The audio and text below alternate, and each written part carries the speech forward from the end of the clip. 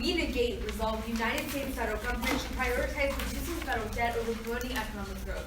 Our sole contention is bubble trouble. Our Professor 18 of the CFA Institute contextualizes that due to current economic conditions with stimulative long-term fiscal and monetary policies, our economy still has plenty of room to grow. Indeed, he furthers that present economic expansion will continue for at least 3 years, with the potential to continue with 9 more years of robust growth. Unfortunately, a prioritization of reducing the federal debt would cut this current prosperity short for 2 reasons. First, by creating a borrowing frenzy. In order to reduce the debt, the government would need to take in more tax revenue than the amount of money it spends and puts back into the economy, effectively running a budget surplus. Unfortunately, Ray 10 of the Levi Economics Institute writes that when the government runs budget surpluses, it constrains the total amount of money available to the private sector, forcing the private sector to borrow more money to maintain the same activities as before. For example, Ray continues that after Clinton ran a budget surplus in 1998, household borrowing increased by 30% of GDP the decade after. Unfortunately, Vague 16 of the University of Pennsylvania outlines that sudden spikes in private debt often create a credit bubble as people borrow too much and increasing susceptibility to even slight economic shocks and creating increased chances of a recession. Moreover, Gulper 17 of American Institute of Economic Research continues that private debt also makes recessions harder to recover from as households and corporations face high loan repayments alongside plummeting incomes. Second, prompting a safe assets conundrum. Buchanan 12, George Washington University explicates that because our government finances our debt by selling treasury bonds, reducing the national debt would entail buying these bonds back. When this happens, Krishnamurthy 13 of Northwestern University writes that reductions in the supply of treasury bonds on the market result in a shift to more risky and dangerous investments as it lowers the profits of treasuries relative to speculative corporate investments. Indeed, he quantifies that a $1 decrease in the supply of treasuries increases the amount of risky short-term private debt by 50 cents. As a result, Acharya 18 of the Federal Reserve Bank of New York impacts that reductions in government debt result in the formation of risky economic bubbles as investors speculate on overvalued assets. He continues that when these bubbles eventually burst, it plunges the country into deep recession. Moreover, Acharya continues that larger supplies of safe assets from higher levels of government debt actually help the country ride out a recession because these bonds or safe assets serve as a foundation for our economy, limiting how far we can fall. Because of these 2 reasons, Ray 10 of the Levi Economics Institute warns that every time in our country's history we've reduced the national debt, it was immediately followed by scathing economic depression. And due to the interconnectedness of our global economic system, every recession leaves millions devastated. For example, the World Bank 10 quantifies that the 2008 crisis plunged 64 million people into extreme poverty within the first 2 years of the Depression. And when this recession does hit, prioritizing reducing the federal debt will leave us grossly unprepared to respond. Perry 14 of Tufts University writes that in order to reduce the federal debt, policymakers would need to put automatic stabilizers or social spending that immediately kicks in to reduce the severity of a recession on the chopping block. Indeed, Capretta 18 of the American Economics Institute writes that reducing the national debt to 41% of the GDP would entail cuts in policies that would reduce our GDP by 4% every year until 2033. This is because, as Ray continues, that even completely eliminating welfare payments, Medicaid, Medicare, military spending, Social Security payments, and a host of other programs would still leave the budget deficit at $400 billion. Cutting these policies would be devastating during a recession. Zandy 15 of the Center for Budget and Policy Priorities quantifies that without the fiscal stimulus immediately used after the 2008 downturn, more than 17 million more jobs would have been lost, the recession would have lasted 3 more years, and the unemployment rate would have skyrocketed 6% higher than it did. Thus, we negate.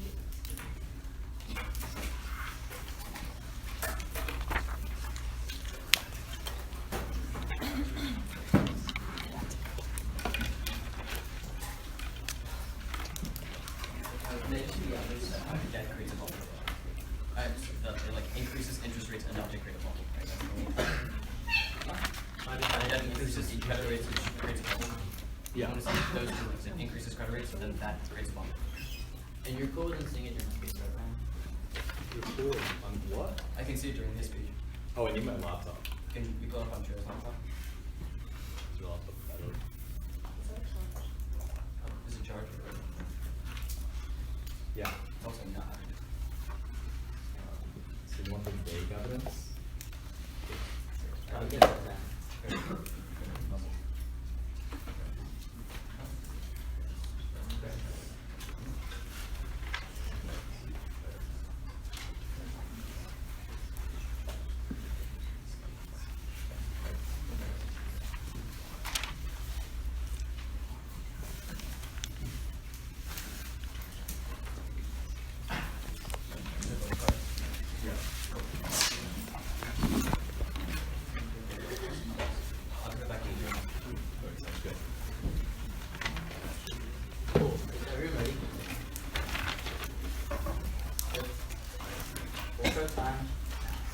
We affirm our sole contention is sustainability.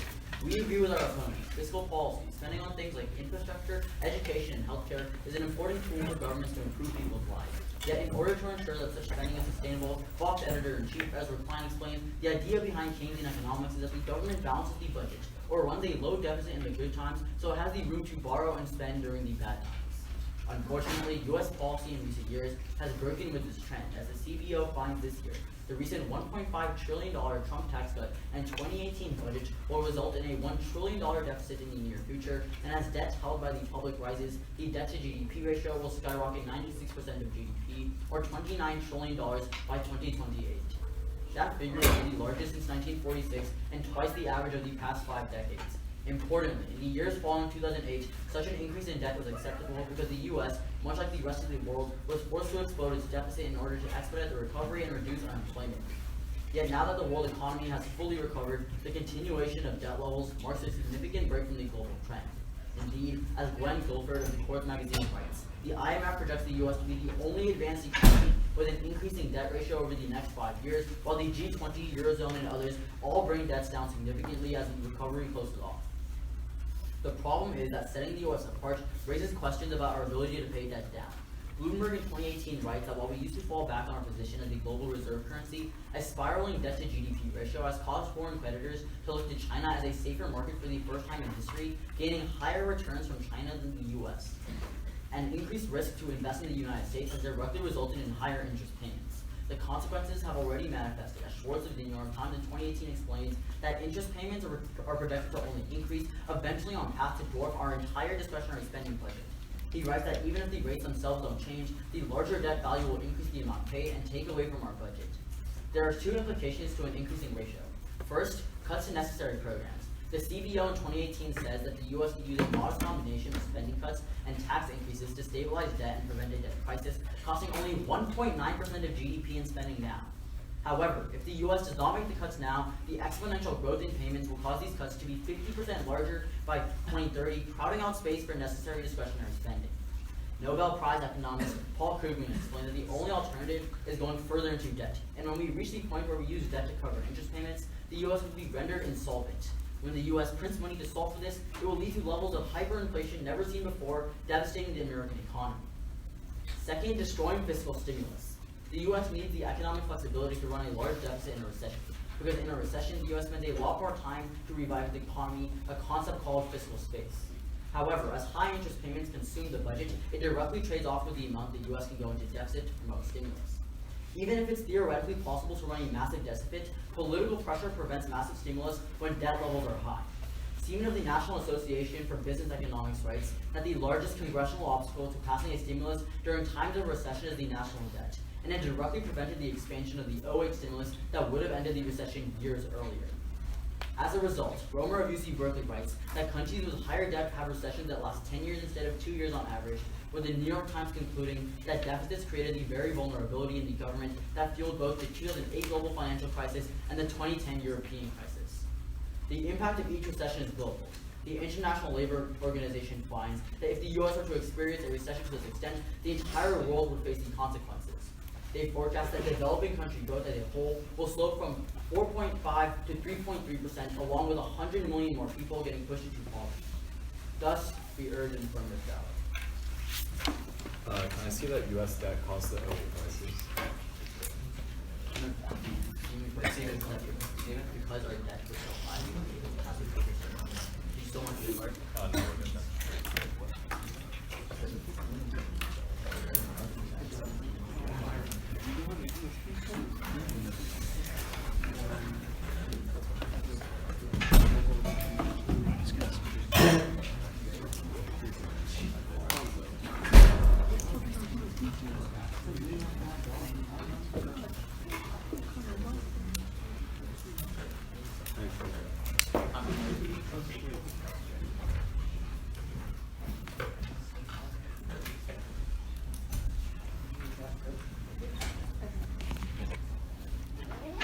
So you say that if we increase our debt, investor confidence is going to decrease, right?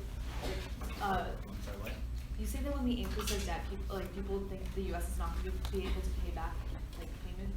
Yeah. So They're why losing has our confidence. debt continues to increase?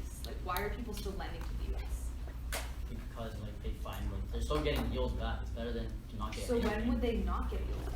Yeah, so it's like, oh, when would they not get it? Yeah. What the Bloomberg evidence says is that 2 weeks ago, China for the first time opened their treasury bonds. And 2 because weeks they're, ago? yeah, like Okay. 2-3 weeks ago, Okay. maybe something like that. Because of this, China, even though China has a higher debt, because they're actually moving towards reducing the debt, whereas the US is not, investors start to face like more confidence in China because they believe Which that investors? like the investors that are investing in the US right now. Like I don't know their names. So like people who buy bonds Yeah. in the United just- States are now gonna invest in China? Yeah. They've already started moving towards China because they see it as a So much people safer in the investment. United States who buy bonds and invest in the government. Investors that buy bonds from the United States have now started to buy treasury bonds from China because they think that they're going to Okay, make so more how money. many treasury bonds in China have been bought? I'm not sure the exact number. I can pull it up for you if you want. Okay, do you want a question? Yeah. So let's like just put it into a picture. Who is more like? Let's just like paint two pictures. I'm a person who has $500 in total, but I'm $51 in debt. Ishan has $5 in total, but he's $50 in debt. Even though Ishan's like number or amount of debt is less, who is more in debt? Why does that matter? Like it's just like we'll explain it later in the round. Why but, don't you like explain that? like we're gonna talk about the debt to GDP ratio. So like can you answer the question? So what is happening to our debt to GDP ratio? It's getting worse. Can you just like you didn't answer the question still. What was your question? Who is more in debt? I don't know, you tell me. Okay, Ishan. Your numbers are cool. Okay. So where are we gonna get this money? Wait, so let's be clear. You're going to defend that Ishan is always going to be more in debt than I am. answered the question. I know, but you weren't giving me an answer, so you told me to choose, so I chose for you. If you don't want to defend it, explain to me why I am more in debt. I don't really know what numbers you're gonna give. I have a question. You want me to repeat them? No. Wait, you're just still not answering Can my I have a question? Like, Okay, please, class is always sorry. over with it. Can I have a question? Wait, sorry, Okay, you still haven't. I answered your question again. Can you just please answer mine? No, you're still not gonna answer it. Why I don't not? understand your question. Do you want me to repeat it again? Sure. I'm asking you. I have $500. I'm $50. Ishan has $5, but he's $50 in debt. Who is more in debt? You're both in So yeah, please just like I really answer the don't question. understand. Who is more in debt? That's cross.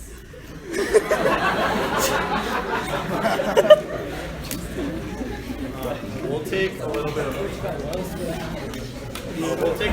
prep for the judges. We'll take a little bit of prep beginning now. You're gonna need one more sheet of paper.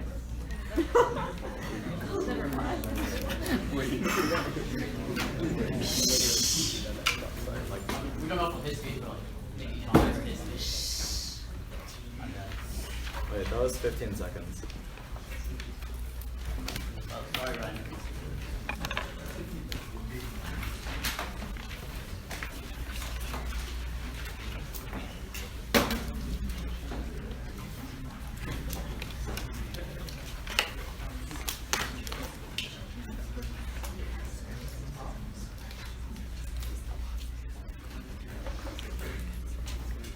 Wait, is everyone ready? Time starts now.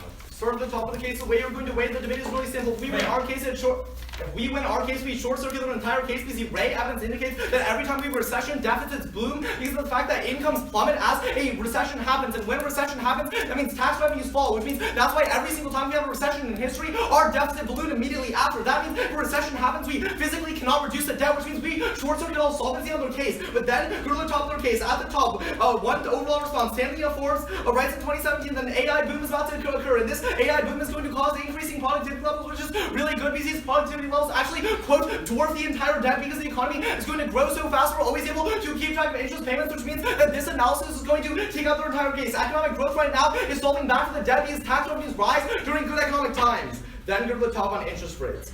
One response at the top, what Dorfman 18 writes is that the Fed engages in policy where buys bonds, artificially deflating interest rates, which is why our interest rates have empirically been low, even though our deficits are high. That's why the Hubbard 11 of Columbia University writes that is empirically and historically, like from the start of America to now, there's a 0.15 correlation between higher interest rates and higher deficits, which means that there's literally no statistical correlation between the only argument that we're going for. The second one of this argument comes from Sorensen of the Street, who says days ago on their stuff on reserve currency, this is really good. Literally in 2019, there's a flight away from China and into U.S. bonds because of the weakening Chinese economy, which means that specifically right now, people are turning away from Chinese treasury bonds. There's no Chinese bonds. There's no risk at all of foreign creditors or a foreign reserve currency. On their first argument about program cuts, at the top, 3 responses here. First, Spross 18 writes that we can simply print more money to pay off interest rates, and empirically we've done this in 08 when we engaged in quantitative easing after the recession where we printed more money and paid interest rates. They're going to say it causes hyperinflation, but it does it for 2 reasons. The first is that most people who hold bonds are like these large hedge funds who use bonds in order to diversify their investments, and these hedge funds aren't spending money immediately into the economy. The only way inflation happens is when consumer demand rises. The problem is that doesn't happen. But the second reason is people who aren't large hedge funds are using treasuries as their saving accounts. Think about your grandma who buys a bond and gives it to you to save for 30 years from now. They're not going to spend the money either. When they get the money back when the bond matures, that only results in the money not being injected into the economy, so there's no inflation.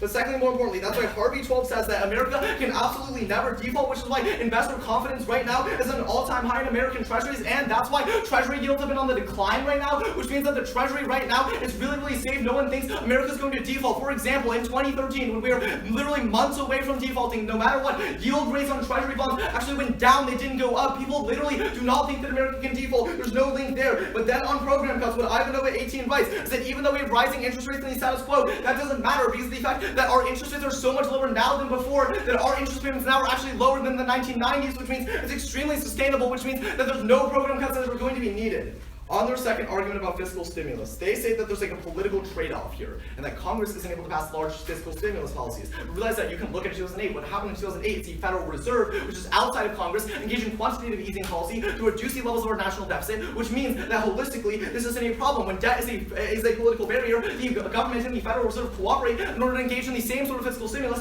which is why after 08, the Zandy evidence at the bottom of our case indicates that we engage in large-scale financial stimulus, which increase our deficit to $2 trillion, and that's how we got the recession, and if we hadn't done so, it would have been really, really bad, and they say so themselves, which means that this analysis is silly. Empirically, every single time there's a problem, we simply raise our spending, and then we worry about it later through quantitative easing. But then, secondly, more importantly, we would say that on a holistic level, we outweigh these recessions are going to control the internal linkage to welfare policies, because we would say that during good economic times, there's not going to be a need as much for welfare, which means that when a recession happens, people's incomes fall, and people are laid off, which means unemployment skyrockets, and we would say it's much more important to have a job than to get welfare payments, and we would say when you have a job, you're able to provide sustenance and basic necessities for your family, and that's a lot more important.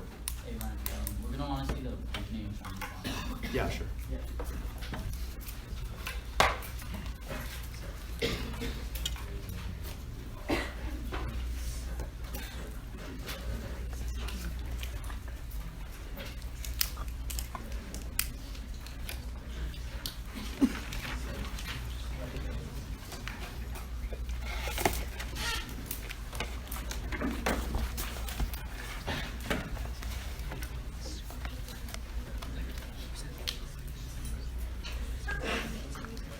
Wait, so where does it say they?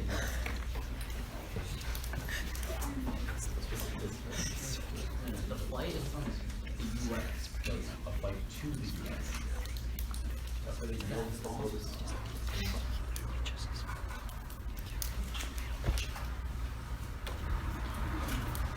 Multiple weeks.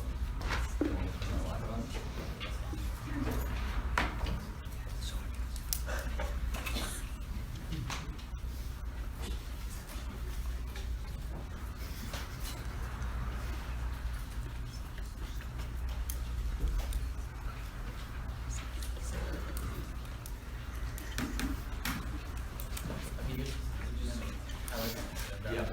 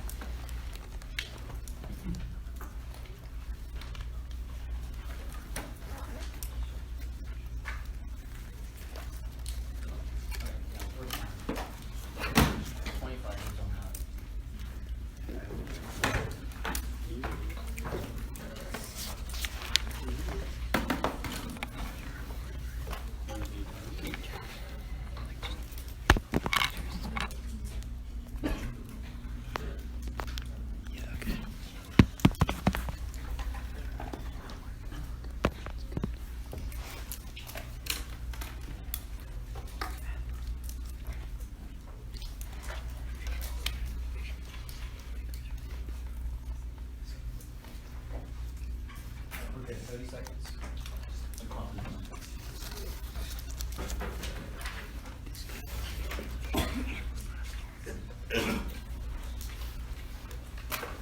So it's gonna go.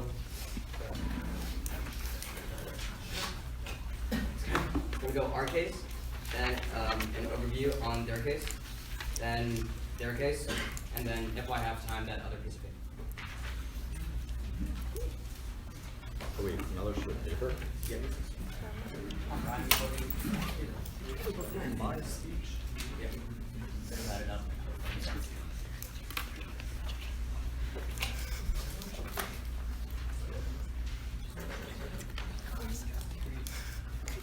Also, to be clear, do you, if we show too fast, just feel free to play.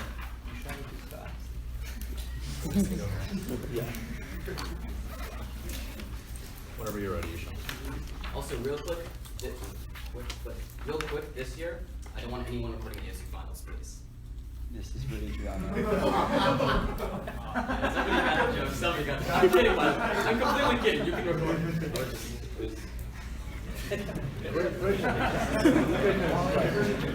Like a little.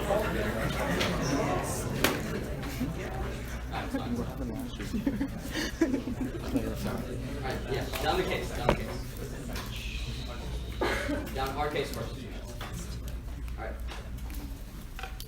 First, he says that in deficits, in recession we have larger deficits. I can see through this. Our argument is that when you vote aft today, we are not in a recession today. You prioritize debt when you vote aft. The resolution is not saying vote aft when we're in a recession. We're not in one right now. When we're in a recession, obviously we have to pass the stimulus. Our argument is that by lowering the debt now, we can pass a bigger stimulus when we're in a recession. The second thing he says about the AI revolution, what we say is the comprehensive meta-analysis of the Brookings Institution concludes in 2018 that when the AI productive boom comes, yes, we will decrease the debt in terms of productivity, but we will also displace 47% of all jobs. As a result, we have to increase debt on things like welfare, because we have to give them money and a UBI in order to make them sustain themselves. That means the debt will balloon even more in the other sectors, in the macro factors. They're not looking at the big picture. Second thing says that the Fed buys bonds, decrease interest rates, so they're currently not happening. Both of the next responses can be grouped because it's outdated. It's not responding to the Chinese war. So let's talk about the Chinese war. The Chinese war is a unique threat towards our interest rates and the ballooning. He says that we have a weak Chinese economy. Call for the card. The card really says that investors are afraid of the Chinese economy demand and market right now. But even then, it's literally unwarranted. They say the Chinese economy is weakening. We did it for the first time in history. They opened the treasury bond. Even if the economy on net is weakening, their bonds are stronger still. We did the return rates are better for the investors for the first time in history as of 2 weeks ago. As a result, we did this already. The title of the article is that the U.S. should be scared because of China right now. That's why we see it happening. The Schwartz evidence conceded that the interest rates are expected to triple in the upcoming years.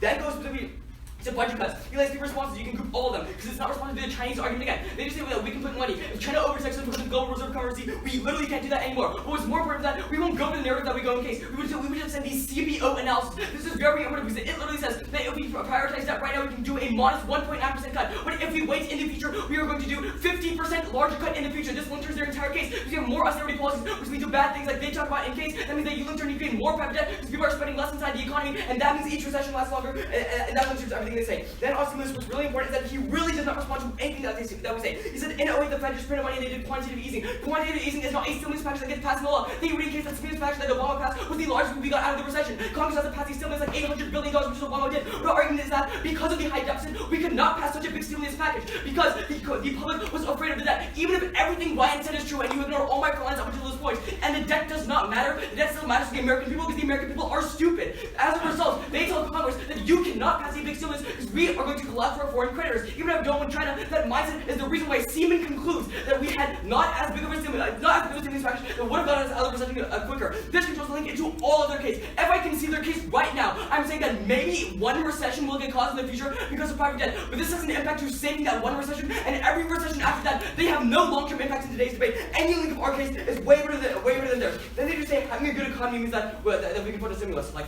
I agree. With the CBO cuts, it's going to be a much worse economy in their world. Then a big overview. What we tell you is that any recession is really inevitable for 4 key reasons. The New York Times outlines in 2018. The first is that because of conflation of Trump's taxes and Jerome Powell's opposite increasing interest rates, it has confused the American economy quite literally. Banks don't know what to do, and as a result, they have created irresponsible fiscal policy, which is why we're headed for a recession sometime 5 years out in the future.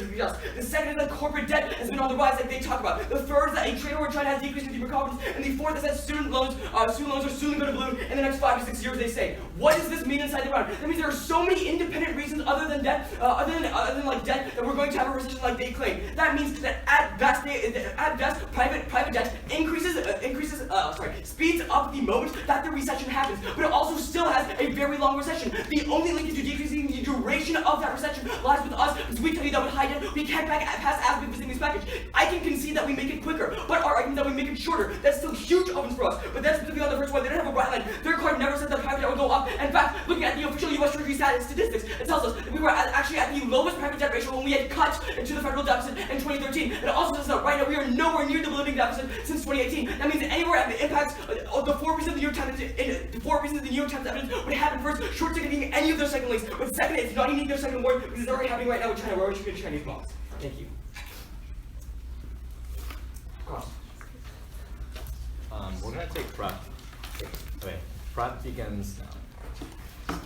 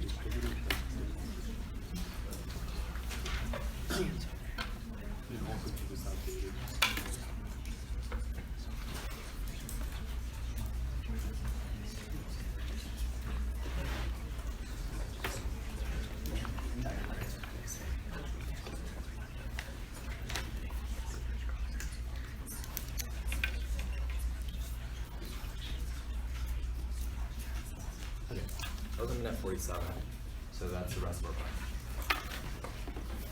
Ready? Yeah. Okay. Let's talk about recession being inevitable. You say that like we're gonna have confusion in our banks. What does that mean? Like, banks don't know what type of fiscal policy to enact because So do Trump is banks doing one engage in thing. fiscal policy? No, banks control like aggregate demand inside the economy, which is a key indicator of whether or not a recession How do happens. they do so? Like, Depending on the interest rates, interest depending rates, on the loans, right? yeah. So let's talk about the interest rates of banks right now. Are they high or low in the status quo? They're increasing. No.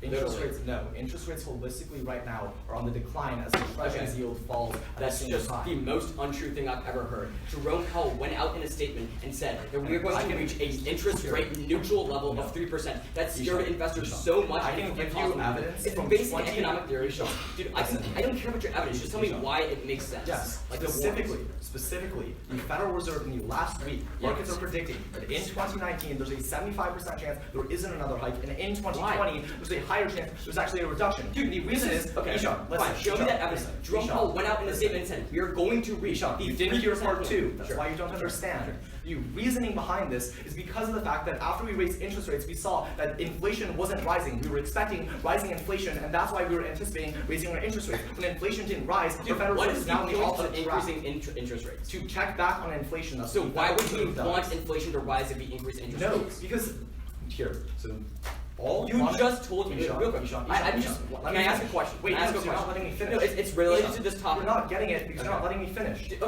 okay. reason monetary Before you policy. continue, I'm not going to understand what you say Ishan. now if you don't let me clarify this. Ishan. Why you just told me that by increasing interest rates we did not see inflation rise, so we're confused. So- But if increasing interest rates is to decrease inflation, No. how does that confuse us? Ishan, economic policy doesn't take an effect immediately. We were expecting upward Yes, trends he's in been hack- inflation in general, so we took a gradual approach to increase interest rates. Okay. When this increase in inflation never happened, we've decided that that's not the policy, which is why there's a 75% chance there's not another hike, Still and by confused. 2020, You're saying rates will because go it down. worked, it's a wrong policy? No, because the interest rate policy hasn't actually taken into effect yet. We've been hiking rates this year. Okay, so if it hasn't taken into effect yet, why would they ditch the strategy? Because inflation didn't rise. We don't need the higher interest rates. Isn't the anymore. point of it so that inflation wouldn't rise, hence the policy worked? Because the hikes have been coming in 3 hikes a year in Yes. the past year. Of course, those monetary policies have not taken into effect yet. Yes, and but inflation inflation is still not rising. Oh, so you're telling me inflation is not rising naturally, so we're going to decrease Right. this? Okay, but I can tell you right now that Jerome Powell said that he I still can tell plans you on making this it. year. Okay, sure. Like I can this literally year. post date. It was like No. a couple days ago. Yes, so is our evidence. Our evidence is literally from last night. What That's is your why I evidence cut point? it. The evidence says that in 2019 there's a 75% chance there's not a single rate hike, and in 2020, Why? I just explained Oh, to you because of the why. inflation. Yes, and in 2020 they're actually going to lower rates, not increase them, which is why that evidence You know says why? that interest You know rates are why? being paused Because right there's a now. recession coming. That's No, why you there's lower not a interest rates. recession coming. We'll talk You about say there's a recession coming in case. No, we don't, huh? Why?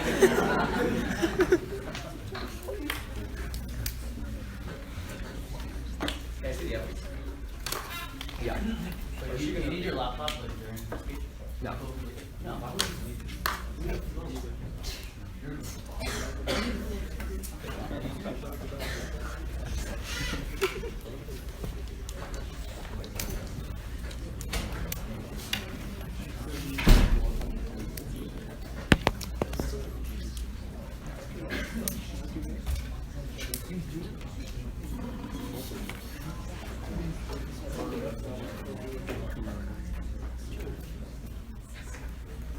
You like increase the font on this one?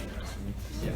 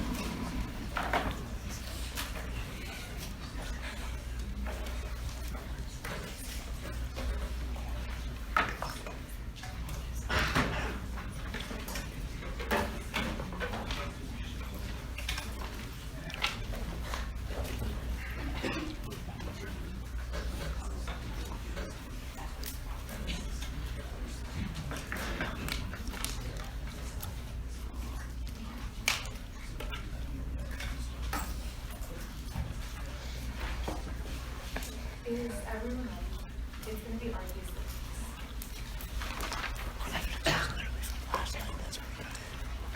Start on his overview. He says that recessions are inevitable, but we can say that safe assets help us ride through the recession. At that point, we can extend our second warrant, or his second warrant. First, his only response on this warrant is that right now, like, if people are investing in Chinese bonds. But so did on the case of South China Morning Post of this year says that specifically because of the slowing Chinese economy, people are fleeing Chinese markets and are instead investing in U.S. Treasury bonds. This is from 2019, which means that like China doesn't apply. At that point, you can extend your second warrant. First, Buchanan says that the government finances the debt by selling Treasury bonds, and decreasing the national debt means that we would buy these bonds back. Christian Wiki says that when we decrease the supply of bonds, it leads to riskier investments, and Acharya says that when riskier investments lead to economic bubbles because investors speculate on overall assets, and this is especially problematic because Acharya says that safe assets help us ride out a recession because they limit how far we can fall and provide a foundation for our economy. But then Ray says that every single time in history we've reduced the deficit, or we've reduced the debt in the past, it's led to a depression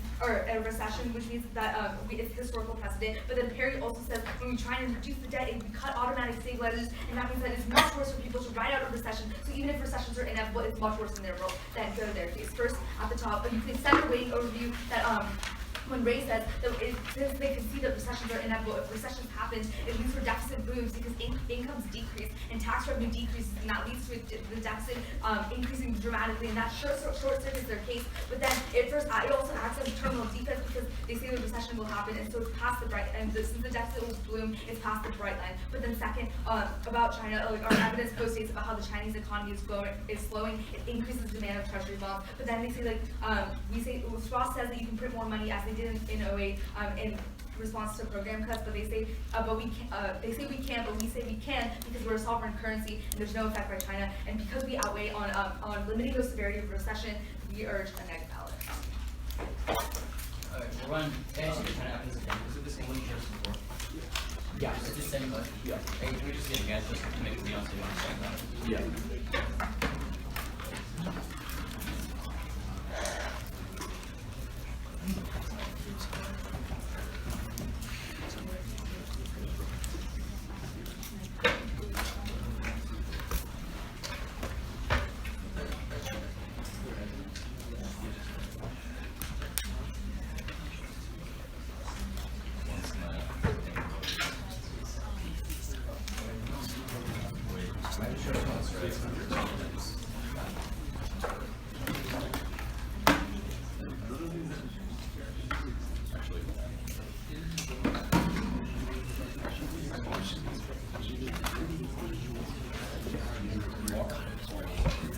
Yeah, it's cool.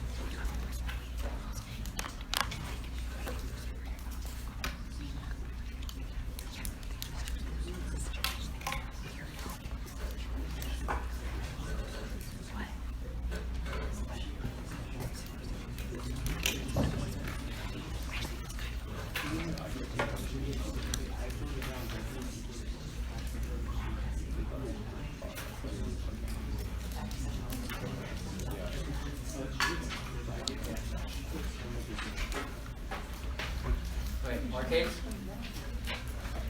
And then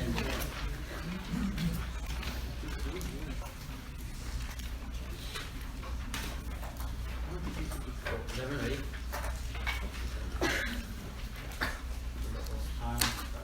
The round is over when the other respond to Seaman and CBO. What Seaman says is that political fingerprinting is always going to exist. Republicans are always going to be pointing at the Democrats for increasing the debt, and the Democrats vice versa. This is very important because that's why Seaman concludes that a spending cut is always going to be inevitable. This is where the round becomes very important. It's when CBO says that you decrease spending by 2% right now, which would be able to stabilize the debt and help get us out of that recession. It creates a stimulus package, which is why Siemens concluded that in 2008, when we reduced it, if we reduced the debt, we would have produced a larger stimulus package, solving for the recession years earlier. We would say that even if the recession comes earlier, we were making the recession shorter, still decreasing the impacts. But what's important about the CBO part? That says that if we were to decrease spending by 2% right now, and we were to increase it by 50% later, you would just make the problem much, much worse in their world.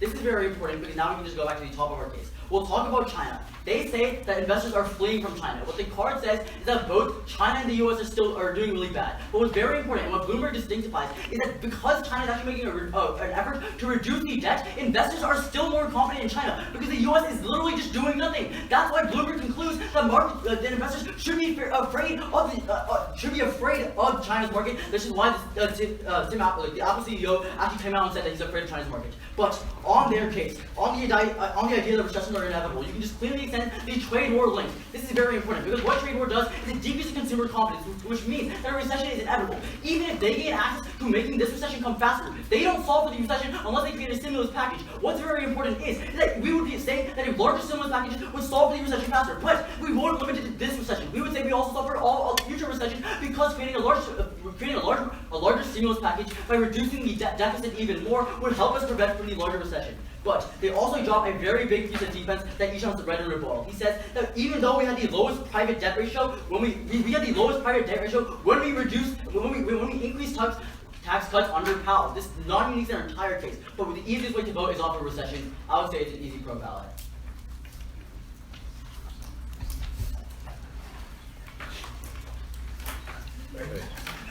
Yeah. Time starts now. So if we can just keep printing money, why are cuts inevitable?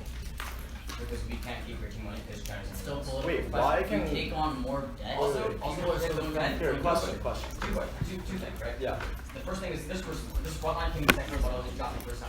Wait, no, it's not. Australia extends that we can print more money because it's a But sovereign the frontline currency. print more money gets dropped, and the judge can just No, what Australia says that it's a sovereign currency. It doesn't matter about yeah. China. So then we still frontline that, and if you missed it, I'll explain to you again right now, and the judge can see that it's not new. Which is that even if the Fed prints the money, the way the solvency comes is through the Congress passed stimulus. If the money is printed, but if we don't pass the stimulus package to affect the American economy, there's still no So offense. the only link you go for like this gridlock. Is a stimulus package. Okay, sure. Do you have a question? Our offense in this round is definitely going to be mostly on stimulus, also the CBO. Yeah, Sure. well- You can have another CBO. You can have another question. I don't have one. Okay, I mean I don't really have one either, dude. You want to call Grand Cross early? I always call it. I don't care. Woo! Let's call it right now. It's called. Is everyone ready? Time starts now. Rithvik makes a damning mistake in his summary. They read recession is inevitable. What Sreya extends is that if recession is inevitable, debt reduction policies inevitably fail, because that recession will cause ballooning deficits, and they say that this is coming imminently, which means that they have no solvency for prioritizing debt reduction in the status quo, which means that there's absolutely no solvency on any of their arguments about political gridlock because of the fact that a recession is coming. That's a dealing to their case. Let's talk about why we still have offense even though we don't cause recession. They miss the nuance of what Sreya extends. Sreya extends the Stonenschein evidence, which specifically says that they're coming back to U.S. Treasury yields from China because of the fear of China slowing. This takes out their link and gives us our link, because their link is about people going to China and their treasuries. The problem is they're misreading the evidence. You can call for it. The evidence says the demand for U.S. safe treasuries has increased because of the slowing Chinese economy, which means that's why yield rates for treasuries are much lower when you vote for them. What the Buchanan evidence says, that in order to reduce the national debt, we would need to have to buy back bonds. These bonds are how we finance our national debt. And the Krishnamurthy evidence says that this decrease in supply of bonds increases the amount of risky investments. That's really important because they drop Acharya, and this is really, really cool, which says that safe assets help us ride out of a recession and get us out of a recession because it limits our ability to fall. And moreover, Sreya also tells you from the Perry evidence that you have to cut automatic stabilizers right now in order to reduce the debt. Here's why this outweighs their case. Realize that right now, as soon as a recession hits, a recession's length matters a lot less as to how severe the fall is. If a recession falls dramatically and everyone loses all of their savings instantly, the recession is a lot worse than a longer but much much less severe recession, which means that we outweigh here for every single recession from now on with less and less safe assets. We lose the ability to ride out, which means on a time frame level, we would say that people are going to lose their savings instantly because of worse recessions. Maybe that you give them that we have longer recessions in our world, but these recessions are a lot less worse because we have the foundation of U.S. Treasuries as a safe asset in order to ride out the recession, and for these reasons, please negate. Did you see the part you said?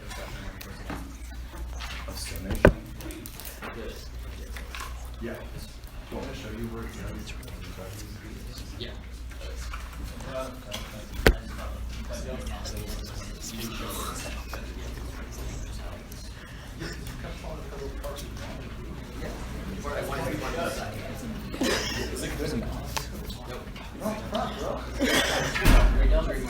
Okay, sounds good. Read the title, please.